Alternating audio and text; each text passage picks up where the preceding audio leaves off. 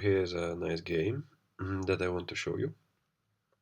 I play with the black pieces, so e4, c5. I have the Sicilian. As usual, I'm not commenting a lot on the opening moves because I'm not an expert in opening theory. So, okay, now the bishop is given for the knight take, and now you can see that black has a very strong center. But at the same time lacks development. Okay, so the knight is active. Now the white is striking in the center. There's no need to take, because then if the white takes, the bishop will retake and still have a strong center. So I castled here. Okay, now the queen comes to d3 and this move kicks it away. So takes and takes. Okay, and then the queen is coming to b6. I've seen it in many games in Sicilian. It's the queen. It's a good square for the queen to come. Okay, so the bishop comes to e3, but I don't think it's a good idea to take it, because then the f file opens for the rook. Okay, so I continued with the a5, blocking the pawn, and as of now you can see that the worst piece for black is the light square bishop, and my opponent allowed me a chance to exchange it for a good knight. Okay, so takes with the queen, and takes with the queen.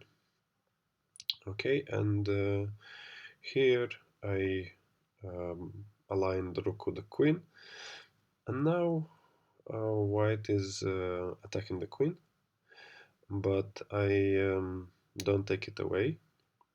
As you've probably seen on my channel, a lot of times I like to sacrifice my queen.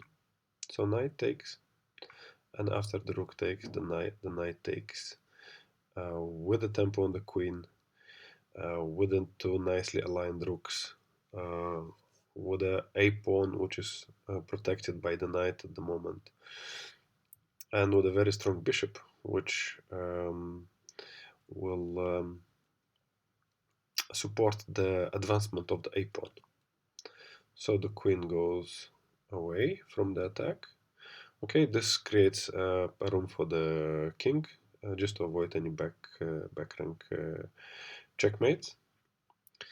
Okay, now the rook is becoming more active, and this move is designed to start pushing the pawn. So the queen comes closer to the center of the action. So now the pawn is very nicely placed on a3, and you see the bishop on e7 is like a sniper waiting for someone to attack that pawn. So, and at the same time, it's not easy to to do anything about that pawn and about that bishop. So the knight is coming to c5, and it's a very good square for the knight because blocks the action of the bishop, and I didn't want to give it away because, for example, if I would take it, okay, I cannot show it now, but if I take it, then white will take, and then they will have a passed pawn, and also this will remove the good defender of this pawn. So I didn't take it. Instead,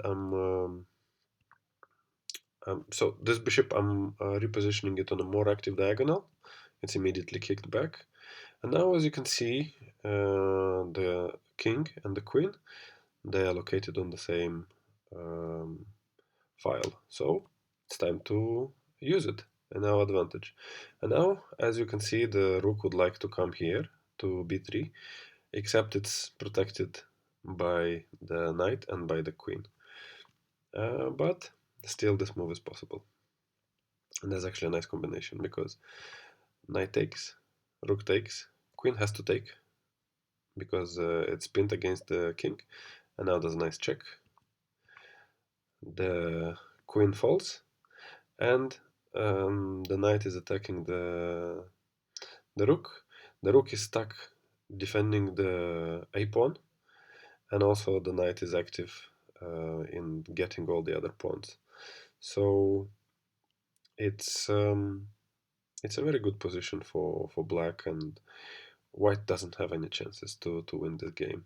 Okay, so so black just took the pawn on d4, and then there's not much white can do in this position.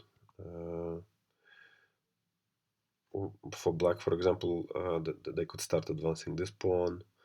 They could, exchange all these pawns on the king side and then bring the king closer to the action and then promote the a pawn. So it's a winning endgame for black. In the end, um, it was finished with a nice checkmate. So this is the game I wanted to show you, and I hope you enjoyed it.